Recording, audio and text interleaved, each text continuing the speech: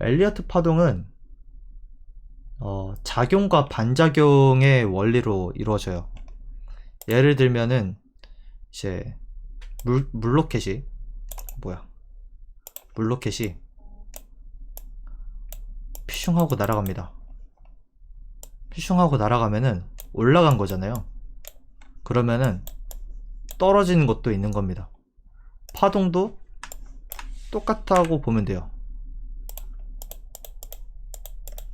1, 2, 3, 4, 5 이렇게 본다면은 이 올라가는 구간이 있으면은 떨어지는 구간이 있는 거고, 또 올라가는 구간이 있으면 떨어지는 구간이 있는 거고, 올라가는 구간이 있으면 떨어지는 구간이 있는 거예요. 그래서 작용, 반작용의 원리로 엘리어트 파동은 이루어집니다.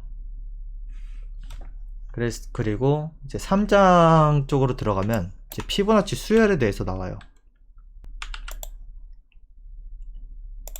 1파의 길은 우리가 알 수가 없어요. 1파의 길은 알 수가 없고, 이제 깊이 눌리면은 236까지 눌리는 거고, 618까지 눌리는 경우도 있고, 그래서 236에서 618 사이로 눌린다고 보시면 되고, 그 다음에 이제 3파는 1파에 1.618, 그리고 4파는 3파에 618, 그러면은 5파는 13파에 1파랑 3파에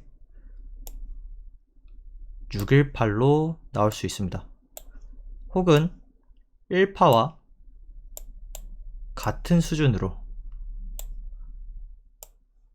나올 수가 있는 거죠. 그러면은 이게 5파가 대략 이렇게 두 가지 정도로 볼 수가 있는 거죠.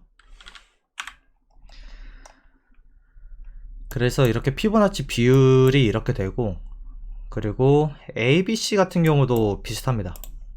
A 파동은 얼마나 나오는지 알 수가 없어요. B 파동은 382와 618 정도 이렇게 되돌림이 있고, 이제 1대1에서 이제 1.236에서 1.382까지 내려갈 수 있습니다. 근데 우리가 카운팅을 할 때, 그러면 ABC 카운팅을 할 때 피보나치를 잴 때 만약에 눌렸다가 간 걸 봤어요. 보통 ABC는 1.236에서 382까지 나온다라고 생각을 하시면 되고, 만약에 1.618까지 갔다 그러면은 여기에서 이게 임펄스인지 조정 파동인지 여기서 고민을 좀 하셔야 합니다. 이게 임펄스일까 조정 파동일까? 분명 C 파동이 나오는 건 1.382까지인데 1.618까지 갔으니 이거는 임펄스일 확률도 어느 정도 있겠다. 그럼 이제 여기서 나타나는 조정에 대한 비율을 좀 보든지, 혹은 여기에 매물대가 얼마나 쌓였는지 보고 거기에서부터 이제 분석을 하시면 될 것 같습니다. 그 다음에 이제 4장으로 넘어갈게요. 4장 같은 경우는 법칙과 준칙이 있어요. 법칙과 준칙이 있어요. 법칙은 뭐냐? 절대 법칙이에요.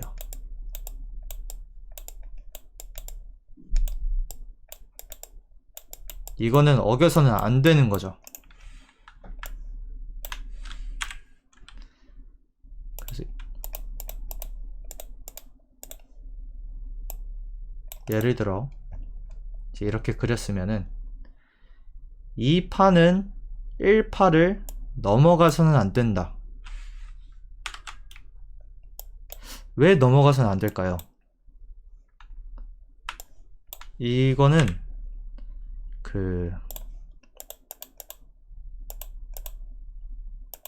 이렇게 파동이 있을 때 우리가 보통 이제 본다면은 이제 내려간 뒤에 올라온 걸 보게 됩니다. 그럼 이게 이 구간이 1파일지 2파일지 알 수가 없는 그런 상황이잖아요. 만약에 이거를 1파라고 가정을 한다면은 최소한 이 부분은 지키고 올라가 줘야 1파가 되는 거예요. 근데 만약에 이 부분을 지키지 못하고 내려갔다.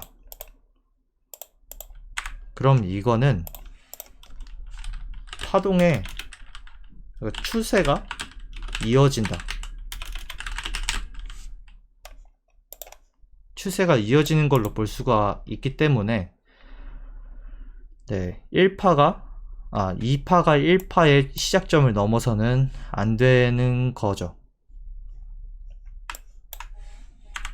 그 다음에 3파가 가장 짧아서는 안 된다. 굉장히 이거는 좀 상식에 대한 부분인 건데요. 1파, 1파는 뭐냐면 파동의 그 추세의 시작점이에요. 시작점이니까 힘이 약할 수밖에 없죠. 3파는 힘이 가장 강한, 추세가 한창 이어지는 구간이기 때문에 힘이 강할 수밖에 없습니다. 그래서 보통은 3파가 제일 긴데 일단은 힘이 가장 강한 부분이라고 볼 수 있고, 5파는 추세의 마지막이기 때문에 이제 1파랑 비슷하게 약간 3파보다는 힘이 딸릴 수밖에 없어요. 그럼에도 불구하고 어느 것 하나가 연장될 수 있는 가능성이 있기 때문에 그 3파가 제일 짧아서는 안 된다가 법칙입니다. 3파가 제일 길어야 한다는 게 아니라 제일 짧아서는 안 된다가 이제 법칙인 거죠. 절대 법칙. 그리고 이제 마지막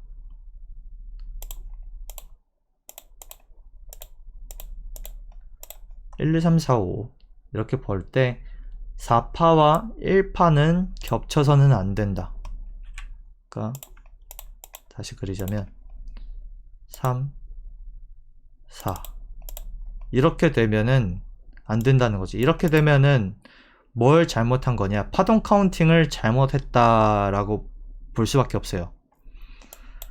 그러면은 이제 만약에 파동 카운팅을 잘못했으면은 여기가 진짜 그 5파동으로 나온 게 맞는지, 혹은 이제 뭐 ABC가 여기서 3파밖에 안 나오진 않았는지, 이런 부분에 대해서 좀 다양하게 생각을 해봐야 하는 영역인 거죠.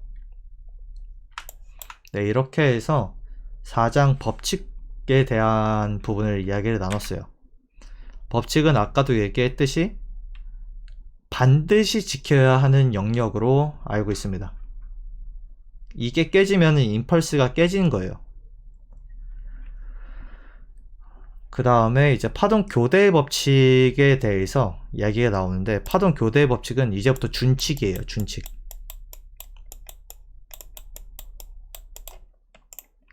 준칙이 뭐냐? 법칙에 가장 가깝지만 절대는 아닌 거. 이거는 일어날 수도 있고 안 일어날 수도 있다. 그렇기 때문에 이거는 이제 이렇게 될 수도 있지 않을까라고 생각할 수 있는 영역인 거죠. 그래서 파동 교대의 법칙이 아까 가류님과 탱님도 말씀해 주셨는데, 뭐 예를 들면 여기에서 뭐 플랫이 나왔다. 그러면 뭐 여기에서 수렴이 나올 수도 있는 거고, 아니면은 이번 차트를 좀 예시로 들어볼까요?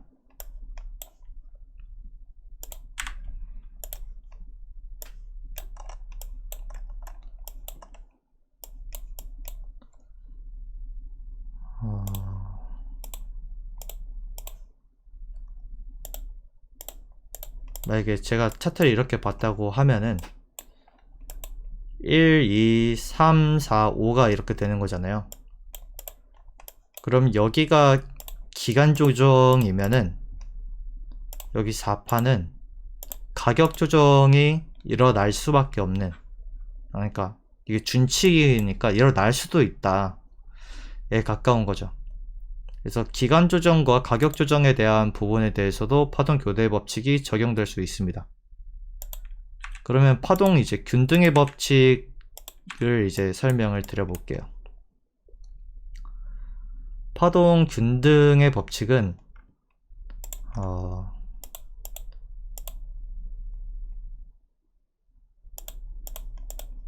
1, 2, 3, 4, 5 이렇게 할 때 어느 것 하나가 만약에 연장이 되면은